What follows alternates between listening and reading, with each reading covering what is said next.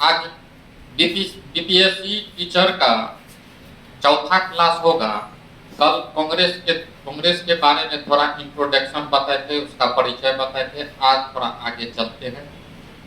इस चैनल को देखने वाले जितने भी स्टूडेंट है, जितने भी अध्यापक बंधु है, सभी को मेरी ओर से ढेर सारी शुभकामनाएं, आपका अभिनंदन है इस चैनल। आगे बढ़ते हैं। कल कांग्रेस के बारे में बहुत सारा चीज बता दिए थे कि कांग्रेस पार्टी क्यों बना, किस परिस्थिति में बना, क्यों बनना जरूरी था। कांग्रेस बनने के लिए ब्रिटिश सरकार भी चाहता था और भारतीय बुद्धिजीवी लोग भी चाहते थे कि कांग्रेस नामक संस्था बने। ये सारे चीजों पे चर्चा कल हम कर चुके थे। आज उसको आगे बढ़ाएंगे। कांग्रेस की स्थापना कहाँ हुई थी, किस क्षेत्र में हुई थी, कांग्रेस में के संस्थापक कौन थे, दूसरे संस्थापक कौन थे, कांग्रेस किस शहर में स्थापना हुआ था, ये सारा का जानकारी हम पिछले वीडियो में डाल दिए हैं। आप देखना चाहते हैं तो बीपीएससी टीचर भारतीय राष्ट्रीय आंदोलन का तीसरा क्लास है। ये आप सर्च करिएगा तो आपको मिल जाएगा। चलते हैं आज के क्लास में, शुरू करते हैं। कांग्रेस शब्द को सबसे पहले बोले थे दादा भाई नौरोजी। बोर्ड पे देख सकते हैं। कांग्रेस शब्द का पहला प्रयोग कौन किए थे तो दादा भाई नौरोजी किए थे।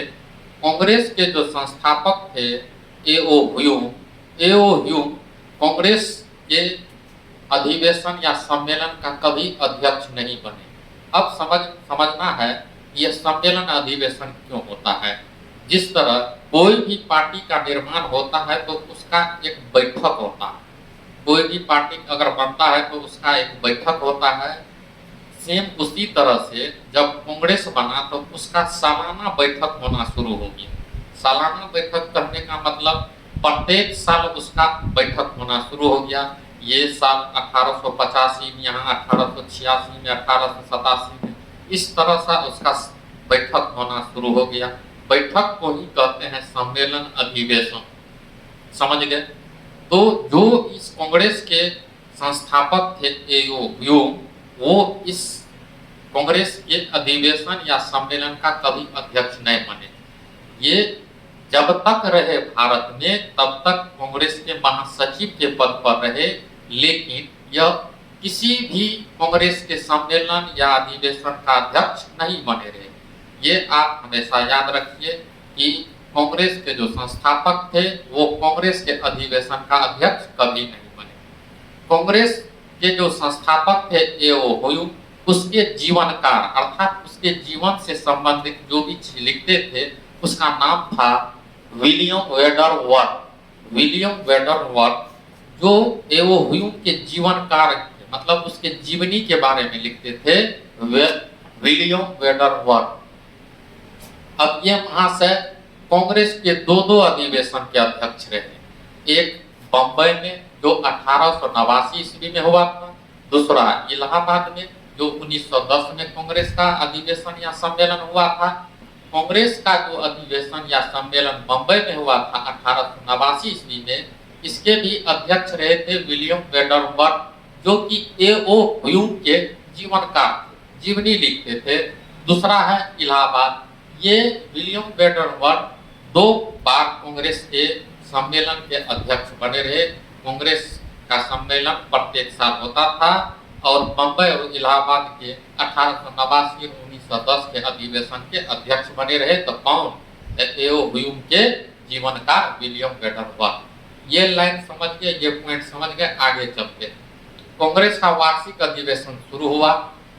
कांग्रेस का वार्षिक अधिवेशन जब शुरू हुआ तो एक प्रश्न पूछ लिए जाते हैं कि कांग्रेस पार्टी जब बना था 1885 में, कांग्रेस पार्टी जब बना था, राजनीतिक संस्था बना था 1885 में, तभी भारत का वायसराय कौन था? भारत का वायसराय उस समय लॉर्ड डफरिन था। यहाँ 3 चीज को समझना बहुत जरूरी है। वायसराय किसे कहते हैं? वायसराय उसे कहते हैं जिस प्रकार भारत में शासन करने के लिए एक पद का निर्माण किया गया है जिसको कहते हैं प्रधानमंत्री का पद, उसे शॉर्ट में पीएम कहते हैं। उसी प्रकार जब भारत गुलाम था तो उस पर शासन करने के लिए ब्रिटिशों ने एक पद लाया जिसका नाम था वायसराय। क्या यह पद हमेशा वायसराय के नाम से जाना जाता था? बिल्कुल नहीं। यह वायसराय का पद हमेशा वायसराय के पद से नहीं जाना जाता था। 1887 से पहले इस पद को गवर्नर जनरल के नाम से जाना जाता था। इस पद को वायसराय पद का सृजन 1858 ईस्वी में शुरू हुआ। 1858, 5 पे 8 58 होता है। 1858 में वायसराय पद लाया गया। अब सवाल ये उठता है, ये वायसराय पद से पहले इस पद का क्या नाम था? इस पद का नाम था गवर्नर जनरल। अब आगे चलते हैं। वायसराय अगर कोई भी पद का सृजन होता है तो ब्रिटिश अपने संसद में बैठ के यह तय करता है कि इस पद को नाम बदल के ये करना है। उसके लिए ब्रिटिश अपने संसद में चर्चा करता है और चर्चा करके तब पारित करके कानून बनाता है, जो आजकल संसद में होता है। देखिए 1833 के चार्टर एक्ट के तहत, एक्ट उसे कहते हैं जो अंग्रेजों के द्वारा बनाए गए कानून को एक्ट कहते हैं। 1833 के चार्टर एक्ट के तहत गवर्नर जनरल के पद को वायसराय के पद में कन्वर्ट कर दिया गया। अर्थात हम लोग को जो पढ़ना है 1885 के बाद का इतिहास पढ़ना है, इसीलिए जब हम पढ़ेंगे वायसराय को पढ़ेंगे, न कि गवर्नर जनरल को पढ़ेंगे। आशा करते हैं कि आप लोग समझ गए होंगे गवर्नर जनरल क्या था, वायसराय क्या था। गवर्नर जनरल का ही अगला पद का नाम वायसराय था। तो कब से यह पद चेंज हुआ? तो 1858 के बाद भारत में लागू हो गया। गवर्नर जनरल का पद कन्वर्ट होकर वायसराय बन गया। वायसराय है क्या? एक शासन करने का एक प्रमुख पद है जो ब्रिटिश सरकार द्वारा मानित किया गया था। इसको प्रमाणित किया गया था कि भारत में शासन करने के लिए एक पद लाएंगे जिसका नाम वायसराय होगा। जब कांग्रेस बना था तो कांग्रेस 1885 ईस्वी में बना, 85 में बना। तो ये सवाल पूछ सकता है आपके परीक्षा में कि उस समय भारत का वायसराय कौन था? तो लॉर्ड डफरिन था। कौन था? तो लॉर्ड डफरिन। लॉर्ड डफरिन उस समय भारत का वायसराय था। जब कांग्रेस का निर्माण हुआ था तो उस समय भारत का वायसराय लॉर्ड डफरिन था। देख सकते हैं बोर्ड पे, कांग्रेस जब बना तब भारत का वायसराय लॉर्ड डफरिन था। अब जब डफरिन के बारे में चर्चा कर ही दिए हैं तो ये भी चीज जान लीजिए, डफरिन भारत में 1884 से लेकर 1888 तक रहा। 1884 से लेकर 1888 तक रहा। यह भी पूछेगा कि भारत में वायसराय डफरिन का कार्यकाल कितना था? 1884 से लेकर 1888 तक। अब शुरू से एक बार फिर से चर्चा कर लेते हैं, आपने क्या क्या सीखा। कांग्रेस सबसे पहले किसने बोला था? तो दादा भाई नौरोजी ने बोला था। कांग्रेस के संस्थापक कौन थे? तो एओ ह्यूम थे। तीसरा प्रश्न, क्या एओ ह्यूम कांग्रेस के वार्षिक सम्मेलन का अध्यक्ष बने कभी? बिल्कुल नहीं बने।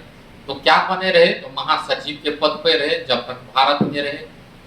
एओ ह्यूम के जीवनीकार कौन थे? एओ ह्यूम के जीवनीकार थे विलियम वेडरवर्थ। क्या ये जो जीवनीकार थे या कांग्रेस अधिवेशन के अध्यक्ष रहे? और बिल्कुल रहे। एक बम्बई अधिवेशन, एक इलाहाबाद अधिवेशन। बम्बई के 1889 वाला अधिवेशन, इलाहाबाद के 1910 वाला अधिवेशन। अब लगातार निरंतर कांग्रेस का अधिवेशन होना शुरू हो गया। अब जब कांग्रेस बना था तो यह भी प्रश्न पूछ सकता है कि वायसराय कौन था? तो लॉर्ड डफरिन था। तो वायसराय किसे कहते हैं? अभी तुरंत बताएं। एक शासन करने का एक महत्वपूर्ण पद है अंग्रेजों का, ब्रिटिशों का, उसको वायसराय कहते हैं। ये पद भारत में कब से लागू हुआ? तो 1858 से जब तक देश आजाद नहीं हुआ तब तक 1947 तक। 1858 से लेकर 1947 तक। हालांकि लास्ट में जब माउंटबेटन था तब इस पद का नाम बदल दिया गया था, लेकिन 1947 तक इस पद का नाम वायसराय था। ये भी प्रश्न पूछ सकता है कि वायसराय से पहले इस पद को क्या कहा जाता था? तो गवर्नर जनरल कहा जाता था। क्या कहा जाता था? Governor general. आगे चलते हैं। अब ये भी प्रश्न पूछ सकता है कि गवर्नर जनरल से वायसराय के पद में कन्वर्ट करने के लिए कौन सा कानून आया था? तो 1833 का चार्टर एक्ट नियम के तहत यह कानून लाया गया कि गवर्नर जनरल के पद को बदलकर वायसराय कर दिया जाए। यहाँ तक समझ गए। अब चलते हैं। कांग्रेस का प्रथम सम्मेलन बम्बई में हुआ। कांग्रेस का प्रथम सम्मेलन बम्बई में हुआ और कांग्रेस का दूसरा सम्मेलन कोलकाता में हुआ था, कलकत्ता में। ये आप लोग के लिए जानकारी रहना बहुत जरूरी है। जो आज भारत की राजधानी दिल्ली देख रहे हैं, उस समय भारत की राजधानी कोलकाता हुआ करती थी, भारत की राजधानी कलकत्ता हुआ करती थी। और ब्रिटिश सरकार के जो प्रमुख पद था वायसराय, उस पद पे जो बैठे हुए थे वो अक्सर कलकत्ता में रहा करते थे। शुरुआत में कांग्रेस अंग्रेज और ब्रिटिशों दोनों को अच्छा लगता था। कारण क्या है, कि अंग्रेज भी चाहते थे कि एक भारतीय राजनीतिक संस्था बने और भारतीय भी चाहते थे एक राजनीतिक संस्था बने। तो अंग्रेजों को भी यह कांग्रेस पार्टी अच्छा लगता था। लेकिन यह कांग्रेस पार्टी सब दिन अच्छा नहीं लगा। 1887 आते आते यह कांग्रेस पार्टी अंग्रेजों को अखरने लगा। कारण यह है कि अब कांग्रेस पार्टी अपने अधिकार का मांग करने लगा और अंग्रेज उस अधिकार को देने में असमर्थ था। इसीलिए कांग्रेस और ब्रिटिश सरकार के बीच में दूरी बढ़ने लगा। लेकिन आपके परीक्षा में पूछा जा सकता है कि गार्डियन पार्टी किसे कहते हैं, गार्डियन पार्टी के नाम से क्या होता है। तो सुनिए, कांग्रेस का जब प्रथम सम्मेलन बम्बई में हुआ था, कांग्रेस का प्रथम सम्मेलन बम्बई में और दूसरा सम्मेलन कोलकाता में हुआ था, उस समय भारत की राजधानी कोलकाता हुआ करती थी। तो दूसरे सम्मेलन को अटेंड करने के लिए कांग्रेस के बहुत सारे कार्यकर्ता कलकत्ता गए। कलकत्ता में कांग्रेस का सम्मेलन चल रहा था। वहां लॉर्ड डफरिन को ये पता चला कि यहाँ पे कांग्रेस का द्वितीय सम्मेलन चल रहा है। तो उस समय संबंध अच्छा था ब्रिटिशों का कांग्रेस के साथ। तो उन्होंने कांग्रेस के सभी कार्यकर्ताओं को अपने आवास पे बुलाया और अपने बगीचे में सभी को चाय पिलाया। और इतिहास में इसी घटना को गार्डियन पार्टी के नाम से जाना जाता है। ये प्रश्न कभी कभी पूछ लिए जाते हैं कि गार्डियन पार्टी कांग्रेस के किस सम्मेलन के अंतर्गत हुआ था। तो द्वितीय सम्मेलन के अंतर्गत हुआ था। तो कहाँ हुआ था, तो कोलकाता में हुआ था। अब यहीं से एक और प्रश्न पूछा जा सकता है कि जब कांग्रेस की स्थापना हुई, तो कांग्रेस की स्थापना 1885 ईस्वी में हुई।